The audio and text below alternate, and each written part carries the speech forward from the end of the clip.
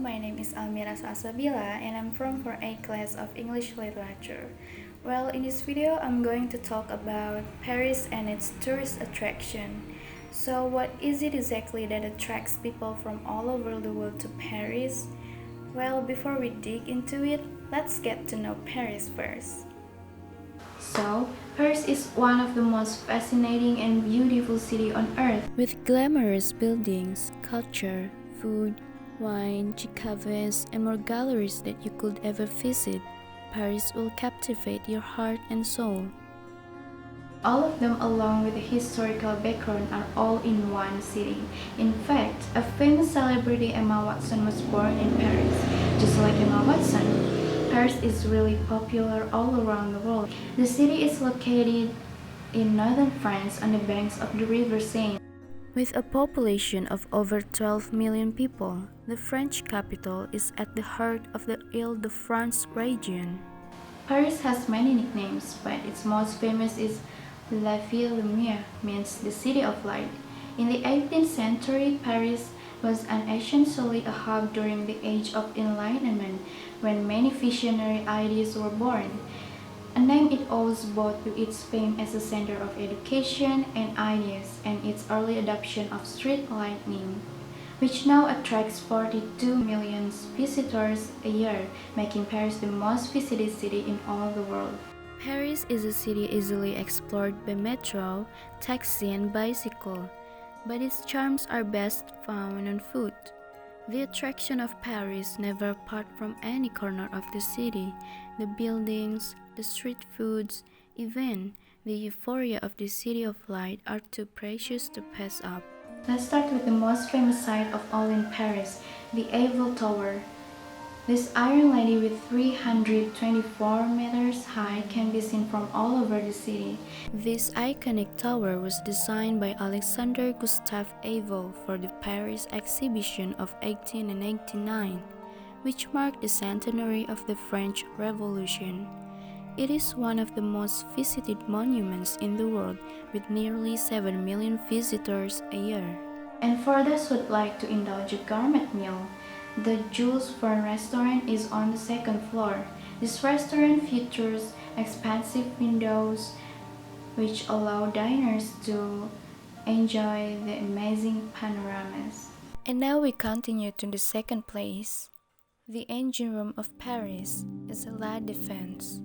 Located in the northwest of Paris, La Défense district is known to be one of the largest business districts in Europe, with many of Paris' tallest buildings and a large shopping mall with numerous restaurants and movie theaters. It is not just a business district though, but a highly cosmopolitan place. This modern business district filled with light and art is testimony that Paris is designed for living, even when at work. From the futuristic Grand Arcade at La Défense, the 6-mile-long historic axis of Paris leads us back into France's Grand Past. The Arc de Triomphe, built by Napoleon, stands at the center of the Place Charles de Gaulle, also known as the Place de l'Étoile. It's located at the western end of the Champs-Élysées. The Arc's whole decorative style is entirely of the tradition of sculpture from the first half of the 19th century and offers commanding views of the 12 grand avenues, which radiate outwards like a star. The Arc de Triomphe is one of the main monuments in Paris. The Champs-Élysées continue along the historic axis. This most monumental boulevard in Paris used to be a desolate field of marshland until the 17th century, when it was landscaped by André Lenotre. This 1.9 kilometers long avenue extends over the Place de la Concorde and the Arc de Triomphe. It is recognized as the world's most beautiful avenue, and thus must absolutely be visited during a trip to Paris.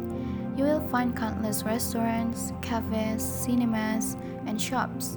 This grand avenue is where Parisians come to dine, shop, enjoy the theater, and to celebrate life. Paris is home to over 100 museums, and now we continue to the world's greatest treasure house of art, the Musée du Louvre. Once a 14th century palace, but now it is the most visited art gallery in the world. With over 35,000 artworks from antiquities to European paintings of the 15th to 19th centuries, with the most famous art are the Mona Lisa and the Venus de Milo.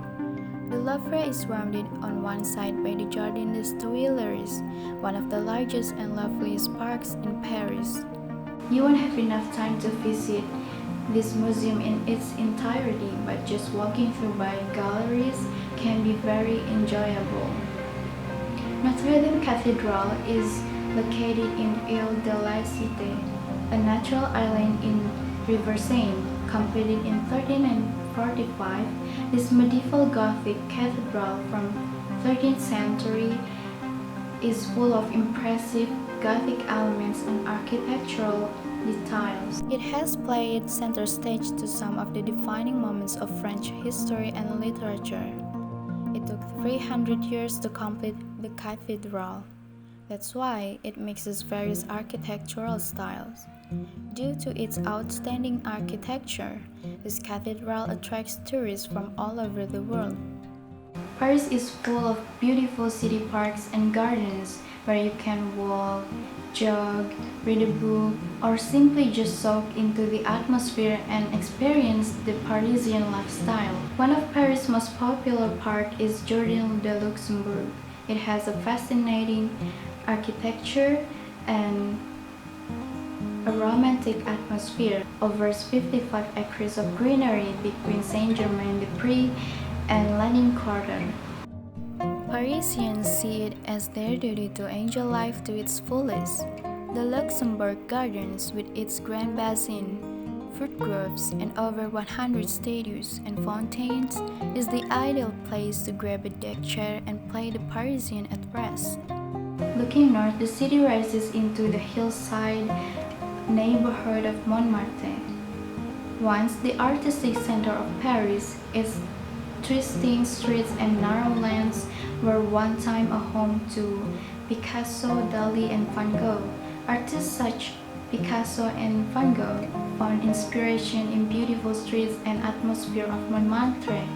They're the perfect place to lose yourself and discover the special Parisian moments. At the top of the hill stands a famous Sacré-Cœur Basilica, an important political and cultural monument and an architectural marvel. At the foot of the hill, there is a famous Moulin Rouge, offering musical dance entertainment shows. So that's pretty much for me about tourist attraction in Paris. Of course, what I've just mentioned above is only a few destinations, because there are still a lot of hidden places in Paris that worth to visit. And I'm sorry if there are a lot of mistakes, especially my pronunciation. And thank you.